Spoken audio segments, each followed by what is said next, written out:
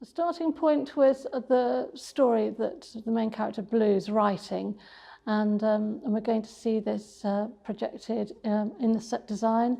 And there's spelling mistakes, and he gets frustrated, and he crosses things out and scribbles.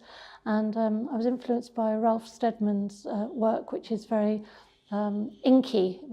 He does it's quite scribbly, and he gets frustrated, and he scribbles and splatters. And I wanted to show that that's what Blue was. And when Blue's very, very excited, he writes really, really quickly, as if he's trying to get all this imagination out of him. And that's how we're going to see it. We're going to see it actually as he writes it, which I think is really exciting.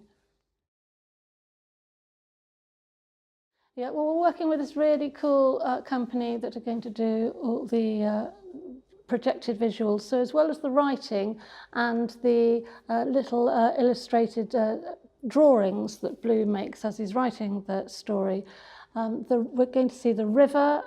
Sometimes it's a lovely sunny river, and sometimes it's a murky river, and they're all pieces of collage, because I work with lots of different fabrics and textures in my work. So I've built up these collages, which I've given to them, and then they're going to make them move. I don't quite know how they're going to do it, but that's their expertise. And they're going to make all these layers of fabric move. And so I think it's going to be very imaginative and beautiful. And then we've got music, and we've got movement. So the set has lots of different levels. So there's slopes and there's ladders. So I think there's lots of opportunity for a really interesting physical piece. I had a walk along by the Ousebourne, but then we went out on a boat, and so it was lovely seeing the riverbanks from being on the river. And I was caught by the staithes. There's all these old wooden staithes either side of the river, which are distressed and weathered.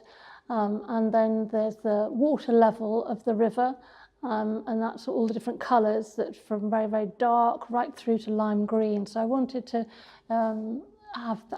incorporate that in the design, and the structure of the set is built up of these big wooden staithes.